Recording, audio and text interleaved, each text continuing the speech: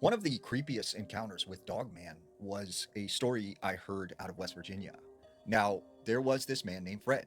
Fred owned a farm and several acres of land, and he said he started to notice that he was losing livestock to something. And he said at the time he thought maybe a bear, maybe a mountain lion, but whatever this was, it kept coming back. We said one night him and his wife wake up and they hear sort of a banging sound at their back door. So he gets up, he goes to the back door, there's nothing there.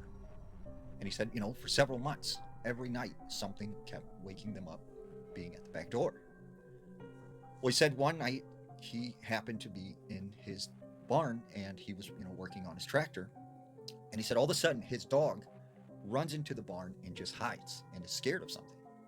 He said he kept trying to get his dog to come out, but he was like terrified. So he's like, okay, whatever, just stay there. So he went back to working on his tractor, and he said out of the corner of his eye, next to the door, he sees a shadow of something run by. So he goes up to the door, he looks out, he doesn't see anything. He goes back to work on his tractor, and he said the next thing he knows as he was bending over, he feels something grabbing his leg. And when he looks down, he said there was a hand sticking through a hole in the barn, grabbing his leg. He said it was covered in fur, and it had these long, sharp nails. He said he hit it with this wrench that he had, and whatever it was let go. He runs outside of the barn, and he looks to, where this creature or whatever it was would have been, and he said there was nothing there.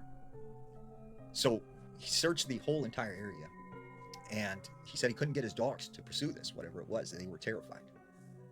About a couple months later, he said, one night, as usual, he hears something messing with the back door. Except this time, when he comes out to the back door, he actually notices this tall wolf-like creature staring at him through the window, and he takes this photograph. And he said right after he took the photograph, whatever it was just took off running and ran into the woods behind his house. And he said still to this day he has livestock go missing, but he has no idea what this thing is.